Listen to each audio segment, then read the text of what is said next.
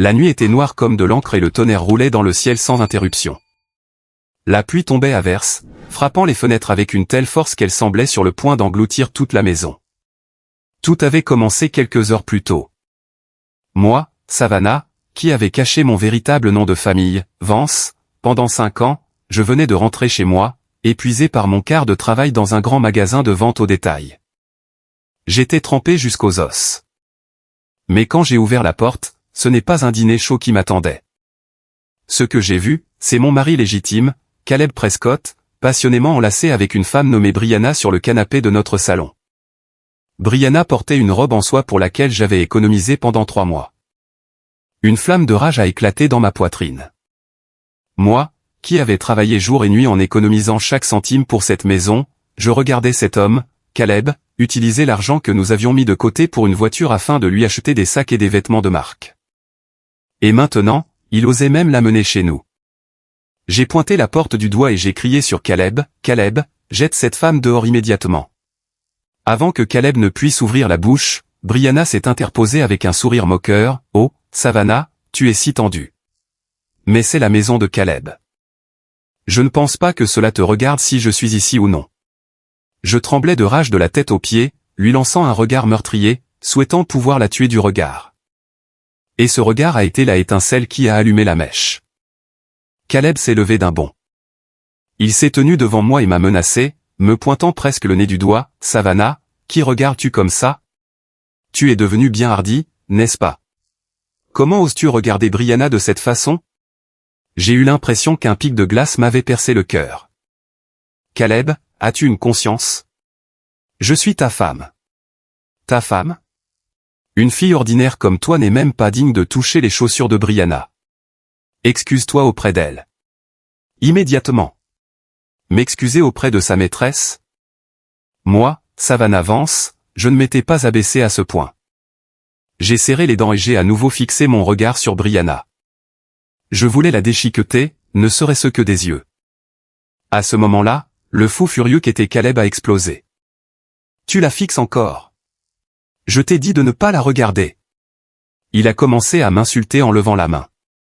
Ce ne fut pas une seule fois, ce fut un passage à tabac impitoyable. Il m'a frappé au visage 6 fois d'affilée. Un sifflement aigu a résonné dans mes oreilles et mes joues me brûlaient comme le feu. Ma vision s'est obscurcie et des étincelles ont jailli devant mes yeux. Je suis tombé sur le sol et j'ai senti le goût métallique du sang dans ma bouche. Allongé sur le sol, j'ai entendu la voix hypocrite de Brianna, « Caleb, chéri, arrête. Tu me fais peur. » Mais Caleb, toujours dévoré par sa rage, m'a attrapé par le col et m'a traîné vers la porte d'entrée comme un sac de pommes de terre. Il a ouvert la porte en grand. Un vent froid et la pluie se sont engouffrés à l'intérieur. « Sors. Sors d'ici et va réfléchir à ce que tu as fait de mal. Et ne reviens pas tant que tu ne seras pas prête à supplier pour obtenir mon pardon. » Il a fini de parler et m'a donné une forte poussée. J'ai trébuché et je suis tombé la première dans l'eau boueuse à l'extérieur. Dans un claquement assourdissant, la porte s'est refermée derrière moi. Immédiatement après, j'ai entendu le son métallique du verrou qui glissait en place. L'eau glacée m'a instantanément trempé jusqu'aux os. La douleur pulsante dans mes joues, le froid qui me perçait jusqu'à la moelle, rien de tout cela ne pouvait se comparer, pas le moins du monde, à la douleur de mon cœur brisé. Je me suis assise dans une flaque de boue, fixant la porte fermée. De l'intérieur, je pouvais entendre les petits rires flirteurs de Brianna et la voix tendre de Caleb. Les larmes se mélangeaient à la pluie sur mon visage. Mais à ce moment précis, mon cœur est mort complètement. Il ne restait plus la moindre trace d'attachement dans mon cœur pour cette maison ni pour Caleb. Caleb Prescott, pour ta maîtresse, tu m'as frappé 6 fois par une nuit d'orage et tu m'as jeté dehors comme un déchet. Très bien. C'est parfait. Tu as sûrement oublié, ou peut-être n'as-tu jamais su, que moi, Savannah Vance, je ne me laisse pas faire. Les mains tremblantes, j'ai sorti de ma poche trempée un vieux téléphone portable dont la batterie était presque vide. J'ai dû essuyer l'écran plusieurs fois juste pour voir quelque chose. Dans mes contacts, j'ai trouvé un numéro que je n'avais pas composé depuis 5 ans. Le nom enregistré l'a été simple, Papa. J'ai appuyé sur la touche d'appel et j'ai porté le téléphone à mon oreille. Après 3 ou 4 sonneries, quelqu'un a enfin répondu. j'ai entendu la voix grave et légèrement surprise d'un homme d'âge mûr. « Allô, qui est à l'appareil ?» La pluie me brouillait la vue. En reniflant, j'ai rassemblé toutes mes forces et, à travers mes sanglots, j'ai clairement prononcé chaque syllabe. « Papa, c'est moi, Savannah. » De l'autre côté, il y a eu un silence de quelques secondes. Seule ma respiration saccadée et le bruit incessant de la pluie se faisaient entendre. La connexion semblait perdue. Il n'avait pas reconnu ma voix. Juste au moment où mon cœur sombrait, cette voix grave s'est soudainement élevée, remplie d'incompréhension et d'urgence qui traversait le rideau de pluie. « Savannah, c'est toi ? Ma Savannah, où es-tu ? Que s'est-il passé ? Qui t'a fait du mal ?» À cette question désespérée, tout ce que j'avais réprimé s'est effondré. Le chagrin a jailli comme une digue rompue, et je me suis mise à pleurer de manière inconsolable. Un mélange de pluie et de larmes coulait dans ma bouche, amère et salée. Je me suis recroquevillé sous le froid comme un enfant perdu qui retrouve enfin ses parents. J'ai à peine réussi à m'étouffer à travers mes sanglots. Il m'a frappé et m'a jeté hors de la maison. Il pleut si fort. Papa. La voix de mon père s'est instantanément remplie de la fureur d'un lion rugissant. Même s'il était à l'autre bout du téléphone, je pouvais ressentir sa colère terrifiante. Quelqu'un a osé toucher à la fille d'Arthur Vance. Ce bastard ne sait pas à qui il s'est attaqué. Savannah, n'aie pas peur. Dis-moi où tu es. Donne-moi ta position exacte. J'ai levé la tête et j'ai regardé autour de moi d'un regard flou. Tout était obscurci par la pluie battante, mais avec la faible lumière d'un réverbère, j'ai réussi à lire le nom à l'entrée du lotissement. Je suis à l'entrée de Pinaria Gestat, recroquevillé contre un mur. Pinerid Gestat. D'accord. Savannah, ne bouge pas de là. Ne va nulle part. Trouve un petit magasin ou une cage d'escalier à proximité pour te abriter de la pluie. J'envoie quelqu'un immédiatement. Ne raccroche pas. La voix de mon père était ferme, avec la détermination d'un homme depuis longtemps habitué à être au sommet. 10 minutes, non, 5. Dans 5 minutes, mes gens seront là. Mon cœur s'est senti à la fois réchauffé et douloureux. Comme j'avais été folle pendant 5 ans pour ce que j'appelais l'amour. J'avais coupé les ponts avec ma famille, croyant que le bonheur était une vie de sacrifice aux côtés de Caleb. Maintenant, je comprenais mon erreur. Ma fille folle, arrête de parler et va t'abriter. Papa va s'occuper du reste.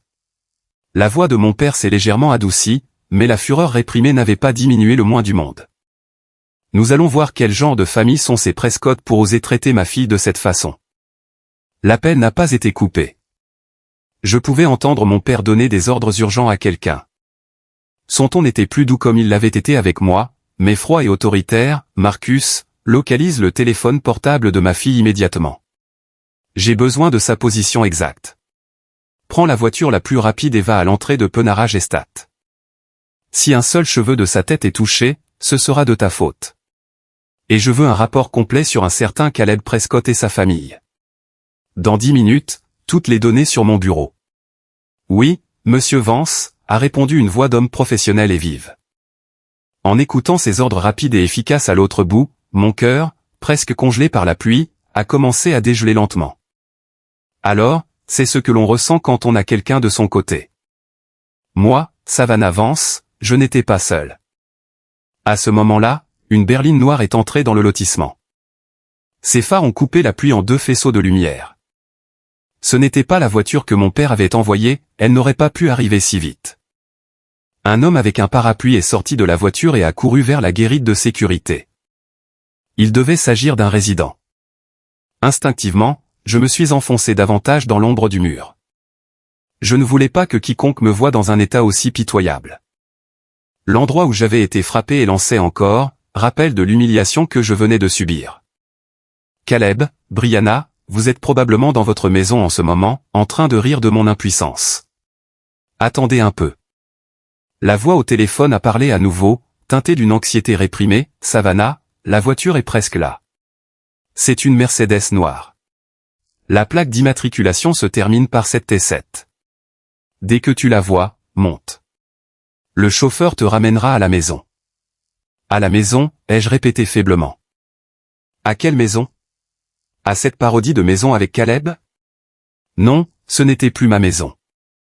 Tu viens chez nous, ma fille, a dit mon père fermement, comme s'il lisait dans mes pensées. La villa de Lake Forest, le lieu où j'étais né et où j'avais grandi, la banlieue la plus exclusive de Chicago. Au cours des 5 dernières années, j'avais essayé de tout ignorer, enfermé dans ce petit appartement des Prescott, à les servir en pensant que c'était un grand sacrifice. En y pensant maintenant, il ne pouvait y avoir de comédie plus absurde. Au loin, 2 lumières vives ont coupé le rideau de pluie et se sont approchées rapidement. Une élégante Mercedes noire s'est arrêtée en douceur à l'entrée du lotissement. La plaque d'immatriculation se terminait effectivement par 777. La porte du conducteur s'est ouverte et un homme grand en costume sombre est sorti avec un grand parapluie noir et s'est approché de moi presque au pas de course. Il avait l'air respectueux, mais sa tension était palpable. « Mademoiselle Savannah, je suis Marcus, l'assistant du président. Vous avez attendu longtemps. S'il vous plaît, montez dans la voiture. » Il m'a soigneusement aidé à me lever, presque congelé, me protégeant parfaitement de la pluie et du vent avec le parapluie, et m'a escorté jusqu'au siège arrière chaud de la voiture. Les sièges en cuir souple, l'air sec et agréable, un contraste saisissant avec l'enfer glacé dans lequel je me trouvais un instant plus tôt. La voiture s'est éloignée en douceur de Penarage Estate. À travers la vitre embuée, j'ai jeté un dernier regard sur l'appartement qui avait consumé 5 ans de ma jeunesse et de mes sentiments. Caleb et votre famille, aucun d'entre vous ne devrait seulement penser à s'échapper. La voiture roulait rapidement mais régulièrement.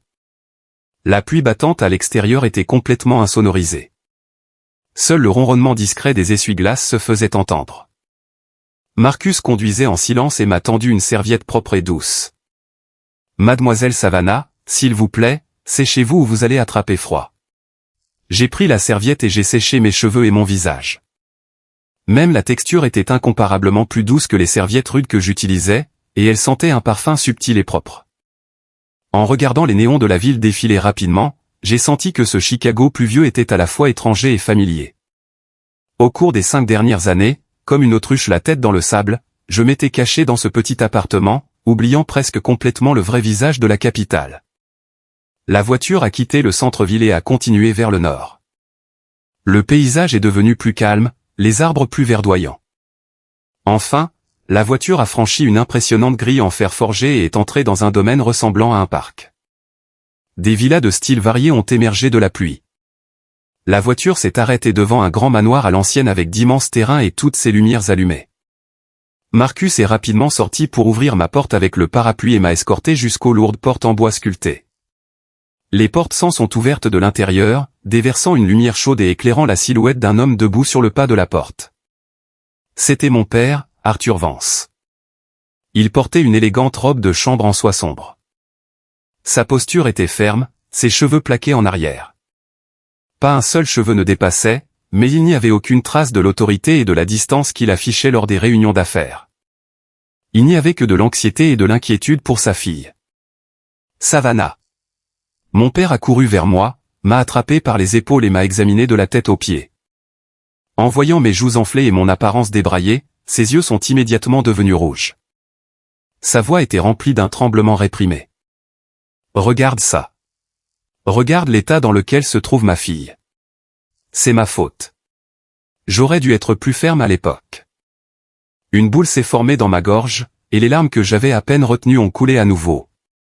J'ai étreint mon père fort, une étreinte solide et chaleureuse qui m'a apporté une sécurité absolue, quelque chose que je n'avais jamais ressenti en 5 ans avec Caleb.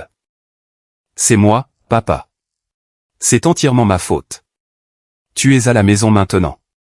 Cela suffit, mon père m'a tapoté le dos tout comme il le faisait pour me calmer quand j'étais petite. Ne pense à rien. Monte, prends un bain chaud et mets des vêtements propres. La gouvernante a déjà tout préparé. Nous parlerons plus tard. Une femme d'âge mûr à l'air gentil s'est approchée de nous. Ses yeux étaient également rouges. Savannah, viens avec moi. Ton bain est prêt. Je suis monté avec elle au 2e étage et je suis entré dans ma chambre. Elle était si familière, exactement comme je l'avais laissée avant mon mariage, immaculée, comme si je n'étais jamais parti. La grande fenêtre offrait une vue nocturne sur le Chicago pluvieux. Le bain était rempli d'eau chaude et des vêtements propres reposaient à côté. Alors que je me plongeais dans l'eau chaude, j'ai senti le froid et la fatigue quitter lentement mon corps. La douleur dans mes joues s'est également apaisée. Je me suis regardé dans le miroir. Mes joues étaient enflées, mais mon regard n'était plus impuissant. Je me suis promis, Savannah, reprends-toi. Tu ne peux pas laisser ces bastards détruire ta vie. Après mon bain, j'ai mis un pyjama confortable et je suis descendu. Mon père était assis sur le canapé dans le spacieux salon avec une tasse de thé chaud devant lui, une expression sérieuse sur le visage alors qu'il fixait son téléphone. En entendant mes pas, il a immédiatement posé son téléphone, a forcé un sourire et m'a fait signe d'approcher. Savannah, viens ici. Assieds-toi. Laisse-moi regarder ton visage. Il m'a pris la main, m'a fait asseoir à côté de lui et a soigneusement examiné mon visage en fronçant les sourcils. Cette brute, comment a-t-il pu te frapper si fort? Le médecin sera bientôt là. Nous devons soigner cela d'abord. Papa, je vais bien. J'ai secoué la tête. La blessure dans mon cœur était plus brûlante que celle sur mon visage. Quoi? Tu vas bien? Tu appelles ça aller bien? La voix de mon père s'est soudainement élevée. Moi, Arthur Vance, je n'ai jamais posé la main sur ma fille de ma vie. Qui diable sont-ils, cette famille Prescott, pour te faire ça? Il a pris une profonde inspiration pour se calmer et m'a regardé avant de parler sérieusement. Savannah, sois honnête avec moi. Comment as-tu vécu ces 5 dernières années dans cette maison?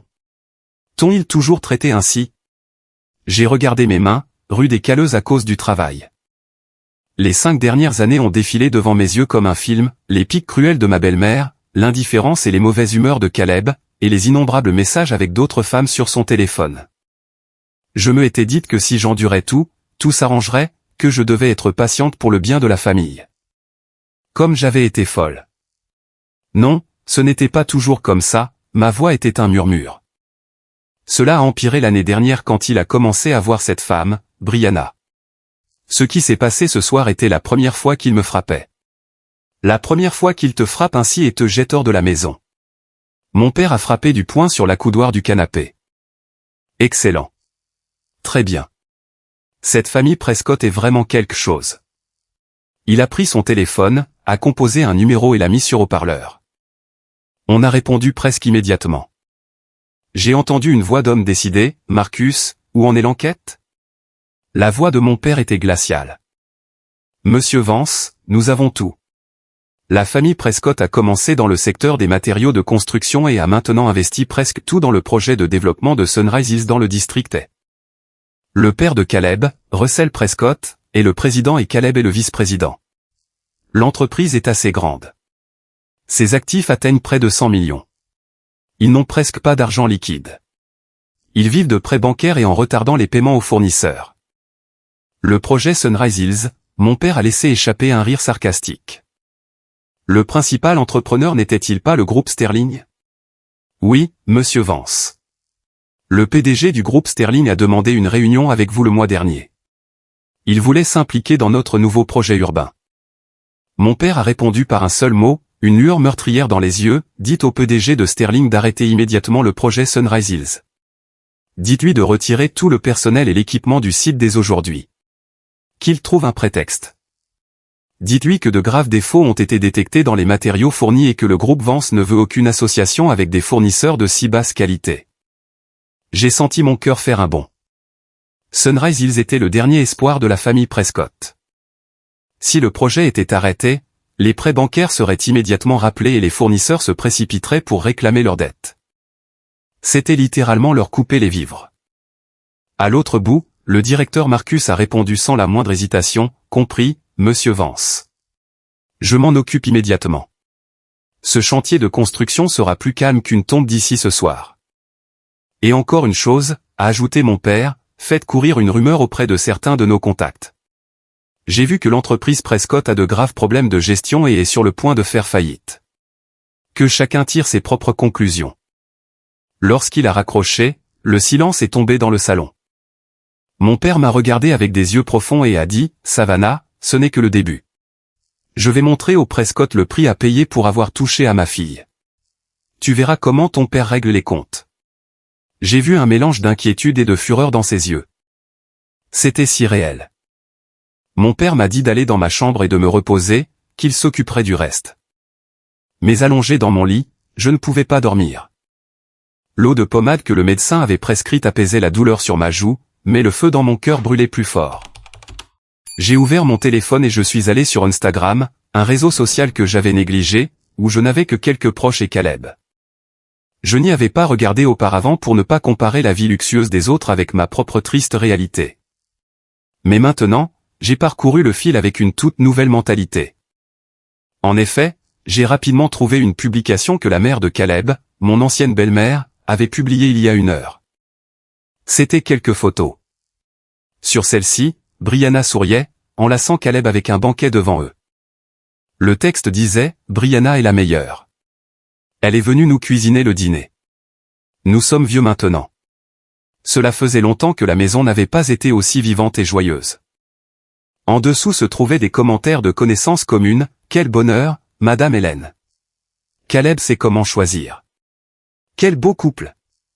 Simplement ridicule. » J'ai remarqué que le bracelet que Brianna portait était le bracelet en émeraude de la famille, transmis de génération en génération.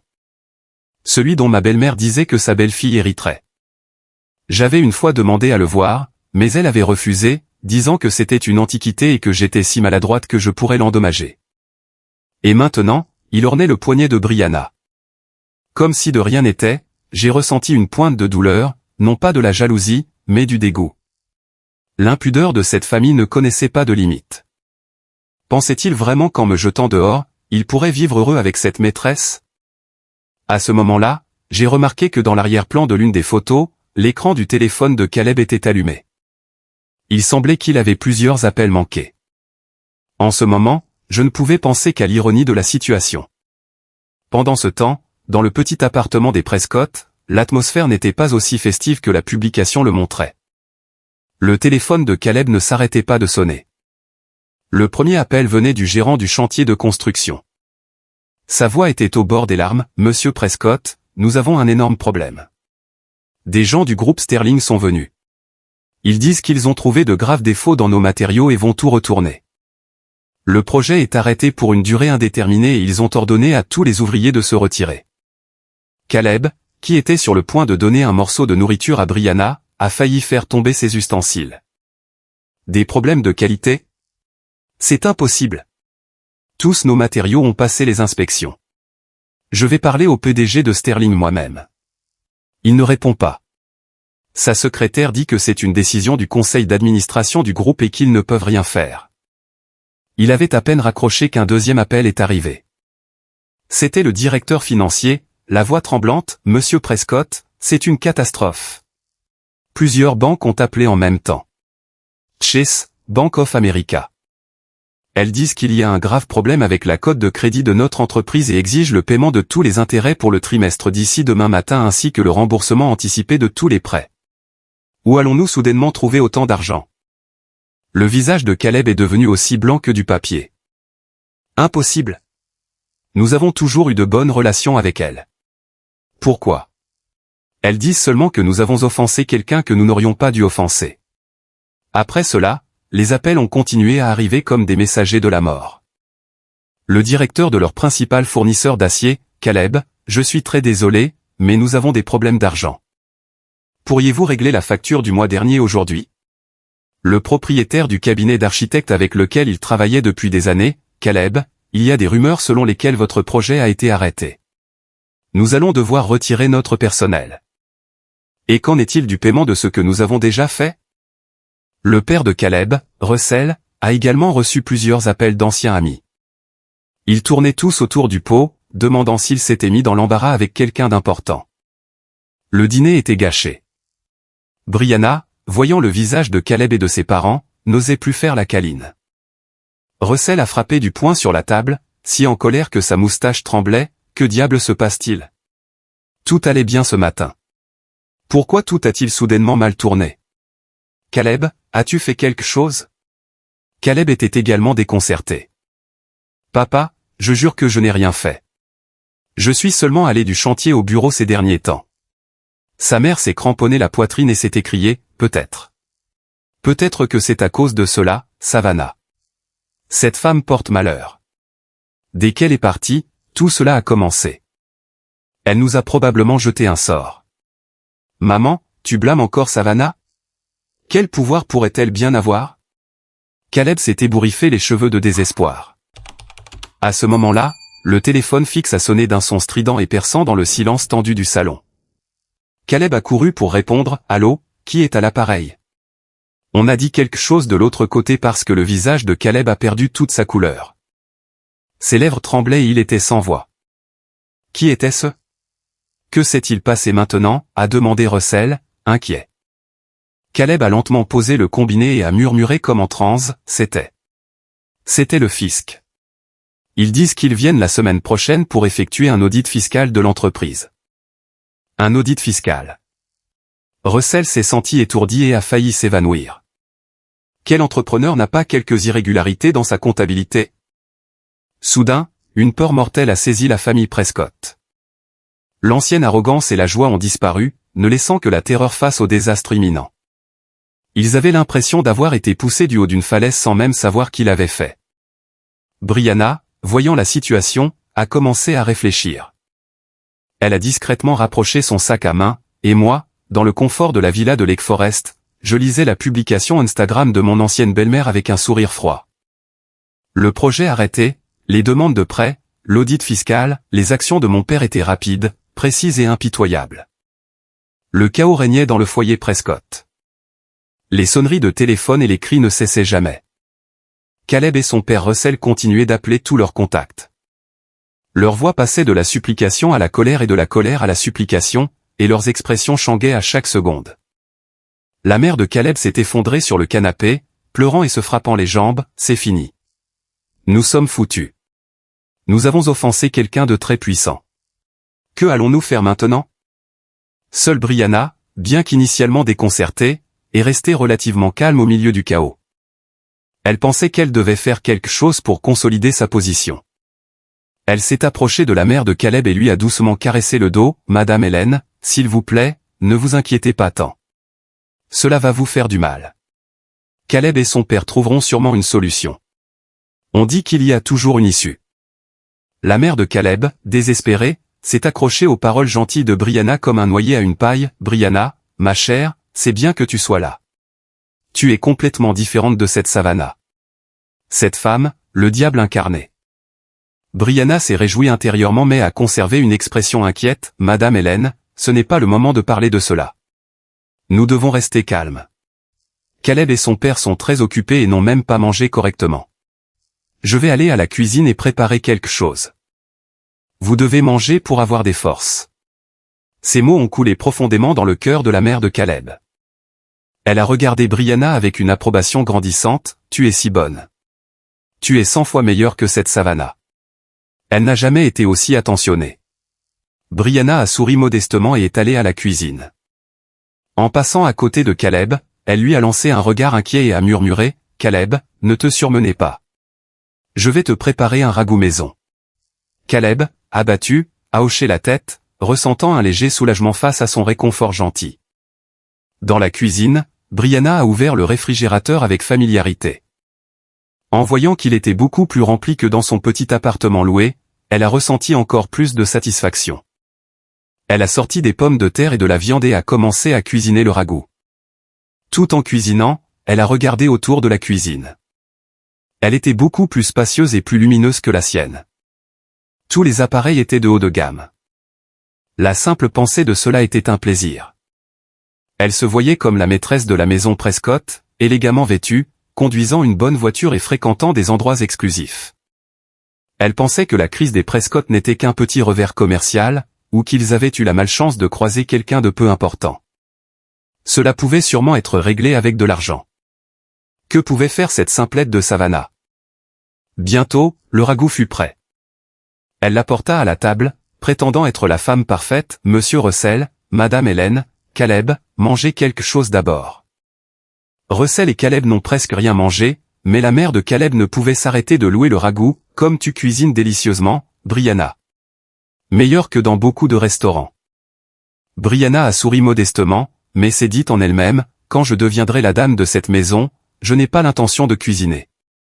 Bien sûr, j'embaucherai une gouvernante. » Après avoir mangé, Caleb et son père sont retournés dans le bureau pour continuer leurs appels.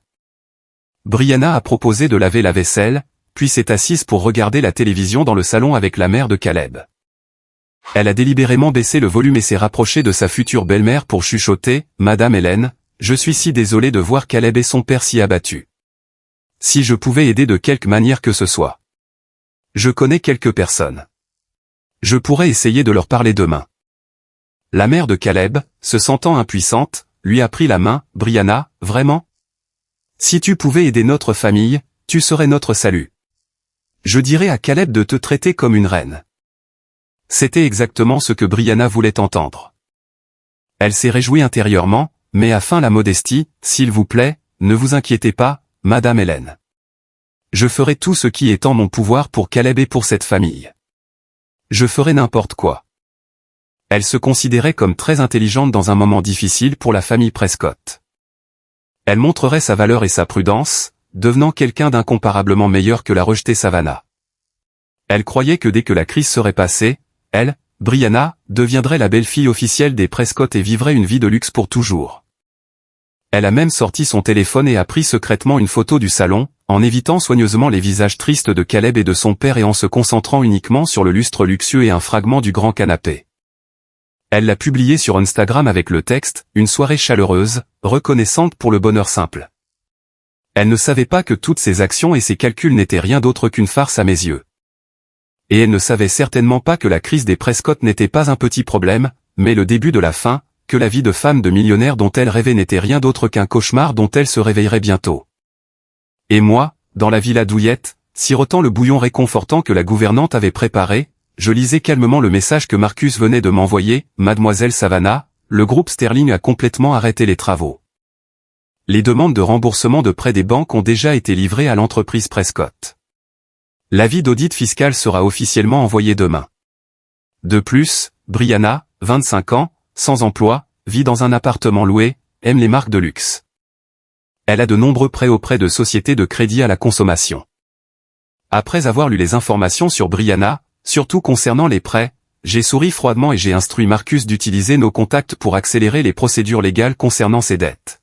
« Brianna, tu aimes rêver, n'est-ce pas? Je vais te montrer ce que cela signifie de tomber d'un doux rêve. » Cette nuit-là, Caleb et son père, Russell, ont passé une nuit blanche dans le bureau à passer des appels. Le cendrier s'est rempli de mégots de cigarettes. Les entrepreneurs et politiciens qui les avaient précédemment appelés, frères et amis, ne répondaient pas à leur téléphone, ou s'ils le faisaient, ils s'excusaient en disant que les temps étaient durs. Personne n'offrait d'aide. Russell a failli fracasser le téléphone contre le mur. Le lendemain matin, Caleb a conduit jusqu'à l'entreprise les yeux creusés. Il conservait encore un petit espoir. Il pensait que ce qui s'était passé la nuit dernière avait pu être un cauchemar, qu'en arrivant au bureau, tout reviendrait à la normale. Mais dès qu'il a atteint le bâtiment de l'entreprise, son espoir a été brisé. L'entrée principale était bloquée par plusieurs voitures. C'étaient les voitures des fournisseurs. Il s'est rapidement retourné pour entrer par la porte arrière, mais elle était également bloquée. 2 fournisseurs qu'il avait précédemment flattés se tenaient là comme des gardes. Dès qu'il est sorti de sa voiture, ils se sont précipités sur lui. « Monsieur Prescott, vous êtes enfin là » a dit l'un d'eux en lui attrapant fermement le bras. « Nous travaillons ensemble depuis des années. Comment avez-vous pu nous faire cela? Mais 1,5 million dû. J'ai besoin de cet argent aujourd'hui pour payer mes employés. » Et mon million, a crié l'autre. Si vous ne nous payez pas aujourd'hui, nous ne bougerons pas d'ici. Caleb, ébranlé, a essayé de garder son calme. Messieurs, calmez-vous. Entrons et parlons. Nous n'avons pas l'intention de garder votre argent. Il a à peine réussi à se libérer d'eux et a couru dans l'entreprise, s'enfuyant presque. En entrant dans le bureau, il était sans voix. Les employés étaient là, mais personne ne travaillait. Il chuchotait par groupe, et en le voyant, il détournait le regard. Le téléphone du bureau ne s'arrêtait pas de sonner, mais personne ne répondait. Le directeur financier a couru vers lui avec un regard désespéré. « Vice-président, c'est un désastre. Une lettre officielle est arrivée de la banque exigeant le remboursement des prêts. Nous avons 3 jours pour rendre près de 50 millions de dollars, principal et intérêt compris. Si nous ne payons pas, ils vont geler tous les comptes et actifs de l'entreprise. » Caleb a senti tout devenir noir et a dû s'appuyer contre le mur pour ne pas tomber. 50 millions en 3 jours. Ils veulent nous tuer.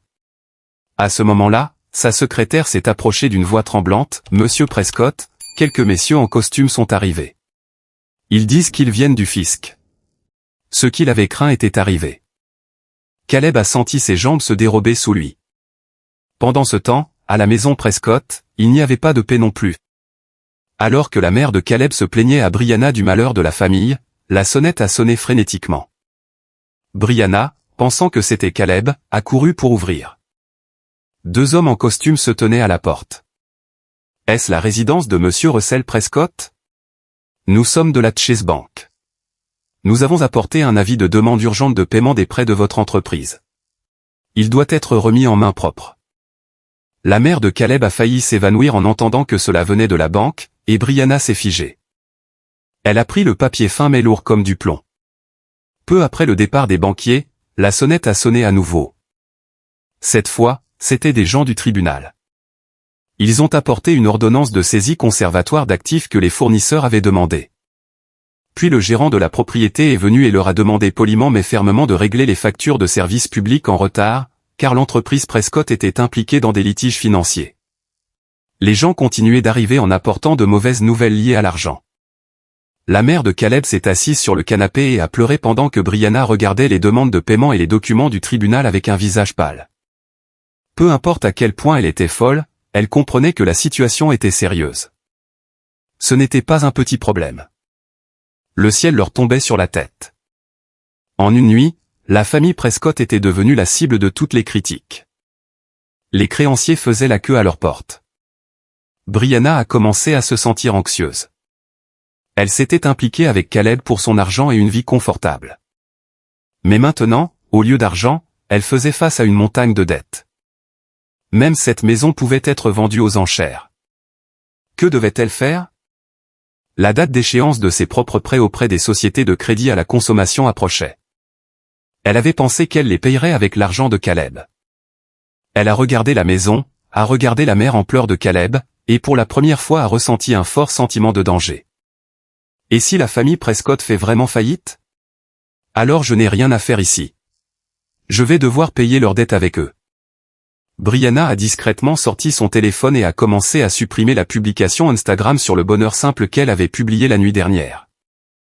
Et moi, depuis la spacieuse terrasse de la villa, profitant d'un petit déjeuner délicieusement préparé, j'écoutais le rapport téléphonique de Marcus. Mademoiselle Savannah, les représentants de la banque et du tribunal ont déjà été là-bas. Les comptes de l'entreprise Prescott sont gelés. L'appartement et la voiture au nom de Caleb sont également saisis et ne peuvent pas être vendus. Plusieurs grands fournisseurs ont annoncé que s'ils ne reçoivent pas le paiement aujourd'hui, ils déposeront une requête conjointe de faillite demain. Je comprends, ai-je dit calmement en sirotant mon lait. Laissez-les procéder. J'ai raccroché et j'ai regardé le lever du soleil du matin sur Chicago. Ses rayons dorés étaient éblouissants. Monsieur Prescott, qu'est-ce que cela fait d'être entouré de créanciers? Russell Prescott était, après tout, un homme d'expérience. Il était terrifié, mais il n'avait pas complètement perdu la tête. Il a appelé son fils, Caleb, dans son bureau et a fermé la porte. Caleb, dis-moi, que diable as-tu fait ces derniers temps? Qui as-tu offensé? Ce n'est pas normal que tout cela se produise en même temps. Caleb était au bord des larmes. Papa, je jure que je n'ai rien fait ces derniers temps. Je suis seulement allé sur le chantier de construction ou à des réunions d'affaires avec des gens ordinaires. Je n'ai pas dit un seul mot de travers. Qui aurais-je pu offenser?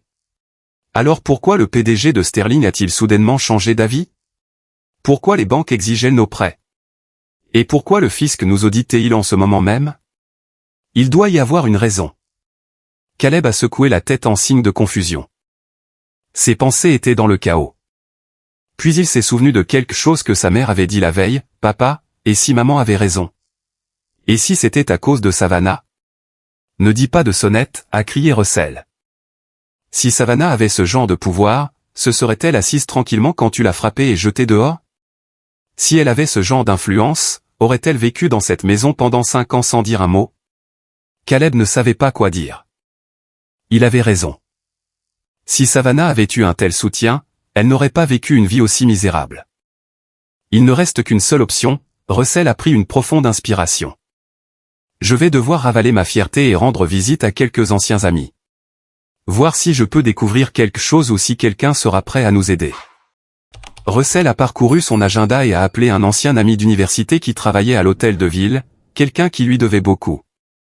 Le téléphone a sonné longtemps avant qu'on ne me réponde. « Russell, que s'est-il passé? Dans quel genre de pétrin t'es-tu mis ?»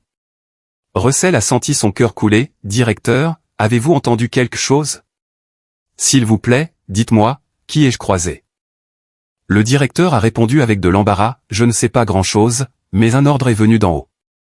Personne ne doit interférer dans vos affaires, ont-ils dit. Quiconque s'en mêle coulera avec vous. Russell, cette fois, tu vas devoir te débrouiller seul. Je dois aller à une réunion. Au revoir. » L'appel s'est soudainement terminé. Russell, abasourdi, le combiné à la main, a appelé un autre contact, le vice-président de la chambre de commerce. La réponse a été similaire. « Russell, je suis désolé. Le gros poisson que tu as croisé est extraordinaire. Il a dit que quiconque t'aide sera considéré comme son ennemi. Nous, les petites gens, ne pouvons pas nous permettre cela. » L'appel s'est terminé à nouveau. Russell n'a pas abandonné et a appelé quelques autres endroits, mais le résultat a été le même. Il ne répondait pas, ou disait qu'il ne pouvait pas aider, ou même riait de lui. Après tous les appels, Russell, épuisé, s'est effondré sur sa chaise. Son visage était terreux. Il a compris que ce n'était pas que personne ne savait rien, mais que personne n'osait parler ou aider. Le pouvoir de son adversaire était si immense qu'il avait instantanément neutralisé tout son réseau de contacts. « Papa, que s'est-il passé ?» a demandé Caleb avec précaution. Russell a lentement secoué la tête. Sa voix était rauque. « C'est fini, Caleb. Il semble que nous ayons énervé le diable lui-même. » À ce moment-là, la porte du bureau s'est ouverte et Brianna est entrée avec un plateau de thé. « Monsieur Russell, prenez du thé. » L'appel s'est-il bien passé? Russell l'a regardé et a fait signe de la main avec fatigue pour qu'elle parte. Brianna, voyant les visages désespérés de Russell et Caleb, a senti son dernier espoir s'évanouir. Elle a quitté silencieusement le bureau et est retournée dans le salon, pensant « Comment sortir d'ici? Je ne peux pas couler avec ce navire. » Pendant que la famille Prescott sombrait dans le désespoir, j'étais dans le meilleur salon de beauté de Chicago, subissant un forfait complet de soins. Les meilleurs stylistes et assistants m'entouraient, me coiffant et me choisissant une robe. Mon père, assis sur un canapé à proximité, feuilletait un magazine et me regardait de temps en temps en hochant la tête avec satisfaction. « Savannah, demain soir, c'est un gala de charité. Toute l'élite de Chicago sera là. Viens avec moi et amuse-toi. » Les mots de mon père ont été dits de manière décontractée, mais son regard était plein de sens. Je me suis regardé dans le miroir, voyant mon ancien moi disparaître et mon éclat renaître, et j'ai hoché la tête en silence. Je savais que ce n'était pas seulement pour m'amuser, ce gala allait devenir la scène de mon retour spectaculaire dans les hautes sphères de la société de Chicago. Caleb Prescott, Brianna, attendez un peu. Je vais vous faire me rencontrer dans l'endroit le plus luxueux sous la forme que vous souhaitez le moins me voir. Le gala de charité s'est tenu dans la grande salle de bal de l'hôtel Drake à Chicago. Sous les lustres en cristal, des gens élégamment vêtus faisaient teinter leurs verres de champagne et discutaient. Toute l'élite du monde des affaires, de la politique et de la culture de Chicago était là. Caleb Prescott était là avec son père, Russell. Il avait obtenu 2 invitations presque en suppliant. Il pensait que c'était sa dernière chance, il devait trouver quelqu'un d'important à la fête, s'agenouiller si nécessaire, et trouver un moyen de sauver la famille Prescott. Mais Caleb n'était plus le même homme. Il portait son meilleur costume, mais son front était plissé et il avait l'air inquiet. Il se tenait dans un coin avec un verre de champagne à la main, incapable de s'intégrer dans l'atmosphère festive. Les problèmes de sa famille l'écrasaient. Russell a également essayé de trouver quelqu'un qu'il connaissait, mais tout le monde l'évitait. Son désespoir s'est approfondi. Soudain, il y a eu un petit remue-ménage à l'entrée de la salle de bal. Il semblait que quelqu'un d'important était arrivé. Caleb a levé les yeux sans réfléchir. Le gérant de l'hôtel s'inclinait bas, menant un groupe de personnes. À la tête marchait un homme d'âge mûr, Arthur Vance, PDG du groupe Vance, l'homme le plus riche de Chicago, l'homme que son père avait essayé en vain de contacter. À côté de Monsieur Vance se tenait une jeune femme dans une longue robe bleu roi à épaules dénudées. Elle était grande avec un teint pâle et portait un collier de diamants éblouissant. Elle marchait bras dessus, bras dessous avec Monsieur Vance, élégante mais avec une expression légèrement fraîche. Au moment où Caleb a reconnu le visage de la femme, il s'est figé comme s'il avait été frappé par la foudre. Il a failli faire tomber le verre de champagne de ses mains. Savannah? Comment est-ce possible? La même Savannah, sa modeste femme, qui portait toujours des vêtements bon marché, portait un tablier dans la cuisine, qu'il avait frappé et jeté hors de la maison. Comment pouvait-elle être ici dans une robe si splendide, des bijoux coûteux, et au bras de l'homme le plus puissant de Chicago, Arthur Vance? Caleb s'est frotté les yeux. Il pensait qu'il hallucinait, mais ce visage appartenait indubitablement à Savannah, bien qu'elle soit une personne complètement différente.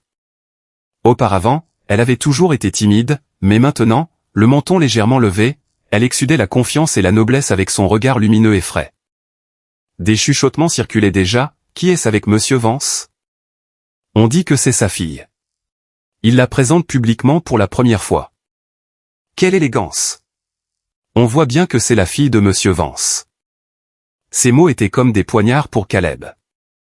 Sa fille. La fille d'Arthur Vance. Savannah était la fille d'Arthur Vance. Il s'est souvenu du dernier regard de Savannah la nuit où il l'avait jetée dehors, un regard froid rempli de haine. Et puis tous les malheurs qui s'étaient abattus sur la famille Prescott ces derniers jours. Monsieur Vance, comme s'il remarquait son regard, lui a lancé un regard glacial rempli de mépris. Puis, comme si de rien n'était, il s'est tourné pour saluer d'autres hommes d'affaires qui s'approchaient, et Savannah ne l'a pas regardé une seule fois, comme s'il n'existait pas. Elle parlait seulement doucement avec son père avec un léger sourire sur les lèvres. Cette indifférence complète lui a causé plus de terreur et d'humiliation qu'un regard de colère. Caleb a compris. Il a compris pourquoi la famille Prescott s'effondrait, il ne s'était pas attaqué à n'importe qui, il s'était attaqué au ciel lui-même, et ce ciel était sa femme Savannah, qu'il avait piétinée pendant 5 ans. Caleb a senti ses jambes se dérober et il a failli tomber. Il n'avait qu'une seule pensée en tête, c'est fini. Tout est fini. J'ai fièrement marché sur le tapis rouge au bras de mon père. J'ai senti les yeux de tout le monde sur moi ainsi qu'un regard d'étonnement et de terreur venant d'un coin. Lorsque la fête a battu son plein, je me suis excusé pour aller aux toilettes. Je savais que quelqu'un ne pourrait plus attendre. Et c'est ce qui s'est passé. Dès que je suis entré dans un couloir calme, une silhouette titubante a bloqué mon chemin. C'était Caleb avec un visage pâle et suant. Il me regardait avec des yeux remplis de terreur et de supplication. « Savannah, est-ce vraiment toi? Comment ?» Je m'ai arrêté et je l'ai regardé froidement. « Monsieur Prescott, y a-t-il un problème ?» Il a sursauté en m'entendant l'appeler Monsieur Prescott. Il a essayé de m'attraper la main, mais je me suis écarté. « Savannah, s'il te plaît, ne fais pas ça. C'est moi, Caleb. Je suis désolé. J'ai perdu la tête cette nuit-là. S'il te plaît, sauve ma famille. Parle à ton père, s'il te plaît. » Il était prêt à s'agenouiller, le projet est arrêté. Les banques nous réclament de l'argent. Et maintenant, nous avons un audit fiscal. Savannah, si cela continue, ma famille sera détruite. Pour le bien des 5 années où nous avons été mariés, s'il te plaît, pardonne-nous cette fois. L'amour que nous avons partagé. J'ai ri, Monsieur Prescott, quand vous m'avez frappé à cause de votre maîtresse et que vous m'avez jeté dans la rue au milieu d'une tempête, pensiez-vous à notre amour? Je me souviens parfaitement de ces 6 gifles et de chaque insulte que vous m'avez lancée. Que votre famille fasse faillite ou non, qu'est-ce que cela a à voir avec moi? Non, Savannah, c'est cette Brianna qui m'a séduit. J'ai perdu la tête un moment. Dans mon cœur, c'était toujours toi. S'il te plaît, reviens à la maison. Je vais la jeter dehors immédiatement. Je ferai tout ce que tu diras. Tous nos actifs seront à toi. Reviens à la maison. J'ai ri et j'ai regardé son costume usé, puis la salle de bal luxueuse. À quelle maison? Celle que la banque est sur le point de saisir ou ce nid sale où vous vous êtes roulé avec votre maîtresse? Monsieur Prescott, regardez-vous et ensuite regardez-moi. Pensez-vous vraiment que je me soucie encore de vous ou de votre famille ruinée? Il n'a pas pu répondre. L'humiliation et le désespoir se reflétaient sur son visage. Et les actifs de votre famille, s'il vous plaît, utilisez-les pour payer vos dettes. J'ai fini de parler et j'ai essayé de passer à côté de lui. Savannah, dois-tu être si cruel? Tu vas tuer toute ma famille. Je m'ai arrêté mais je ne me suis pas retourné. Cruel? Monsieur Prescott, n'êtes-vous pas le seul à blâmer pour tout cela? À ce moment-là, Marcus est apparu et s'est incliné devant moi. Mademoiselle Savannah, le président vous cherche. Il veut vous présenter à quelques personnes. J'ai hoché la tête et, accompagné de Marcus, je suis retourné dans la salle de bal. Derrière moi, j'ai entendu Russell réprimander son fils et Caleb murmurer comme dans un rêve, elle était la fille d'Arthur Vance. Nous sommes foutus. Si les supplications de Caleb avaient fonctionné, la pluie cette nuit-là n'aurait pas été si froide. Caleb est rentré chez lui comme un fantôme. Le regard froid de Savannah et sa posture arrogante lors de la fête ne quittaient pas son esprit. Brianna l'a accueilli joyeusement, mais Caleb l'a violemment repoussé, « Sors. À cause de toi. À cause de toi, j'ai jeté Savannah dehors et j'ai offensé Monsieur Vance, et maintenant ma famille est dans cette situation. Toi et ta mauvaise chance. » Brianna ne s'est pas défilée, et maintenant? Tu me blâmes parce que tu es inutile et que tu ne peux pas subvenir aux besoins de ta famille. C'est toi qui as dit que Savannah était une femme ennuyeuse et pitoyable et que tu ne l'aimais pas. La mère de Caleb s'est jointe à la dispute et tous les trois ont commencé à se battre et à se blâmer les uns les autres dans le salon. Puis la sonnette a sonné. Des hommes en uniforme strict se tenaient à la porte. Nous sommes des huissiers de justice en lien avec les dettes de plusieurs milliers de dollars auprès de sociétés de crédit à la consommation à votre nom, Brianna. Nous avons une ordonnance du tribunal pour saisir vos actifs. Brianna était terrifiée. Leurs yeux sont tombés sur les sacs de luxe et les bijoux que Caleb lui avait récemment achetés, leur cadeau. Vous n'avez pas le droit, a-t-elle crié. Mais les huissiers étaient inébranlables, si vous nous observez, nous appellerons la police. Enfin, à travers les sanglots de Brianna, ils ont inventorié et pris tous les articles de luxe pour couvrir ses dettes. Pour aggraver les choses, son téléphone portable a commencé à exploser sous les appels et les messages des sociétés de prêt. Caleb ne pouvait plus lui donner d'argent, l'argent que tu as emprunté est ton problème. Sors d'ici. Brianna s'est précipitée sur Caleb, le grattant et le frappant. Le salon s'est transformé en champ de bataille.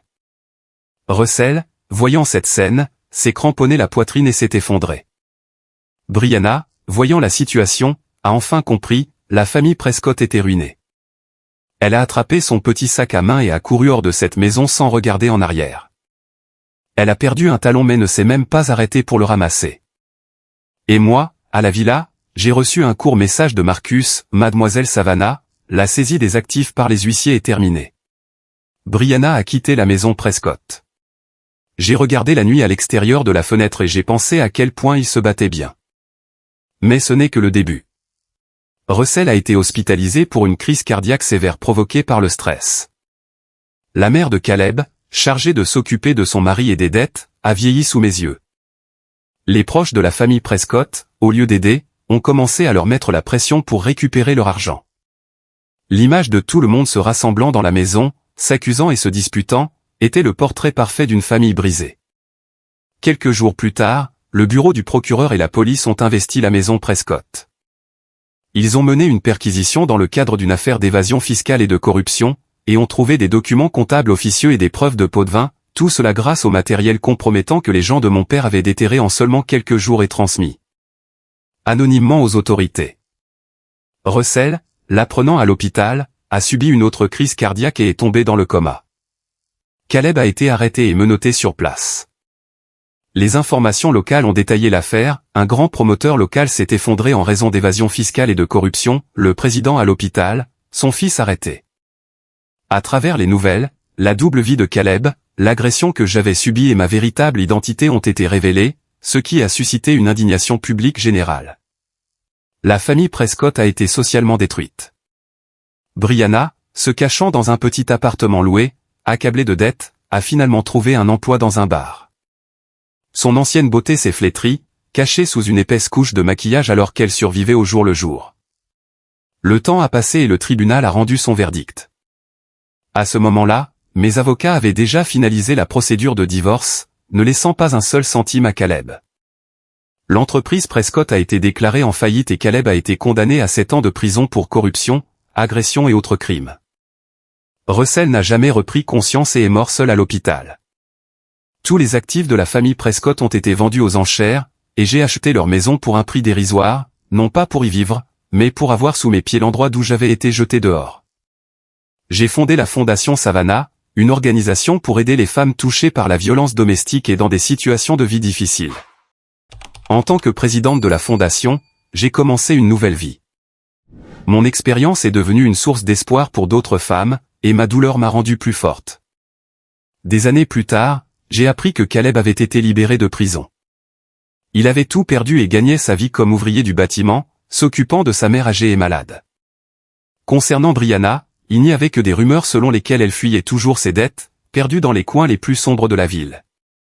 Un jour d'hiver lumineux, en regardant la ligne d'horizon de Chicago depuis la grande fenêtre du bureau de la fondation, j'ai reçu un appel de mon père. « Savannah, que veux-tu pour le dîner ce soir ? Papa va cuisiner quelque chose de délicieux. Tout ce que tu cuisineras, papa, sera délicieux. » Le ressentiment du passé s'était fondu comme de la neige. Ils avaient payé pour leurs péchés et j'avais trouvé ma vie. La vraie vengeance ne consistait pas à les détruire, mais à ce que moi, celle qu'ils avaient essayé de détruire, vive une vie beaucoup plus heureuse et plus explicative qu'ils ne le pourraient jamais. Si un hiver rude est venu dans votre vie, ne perdez pas espoir, car le printemps suit toujours.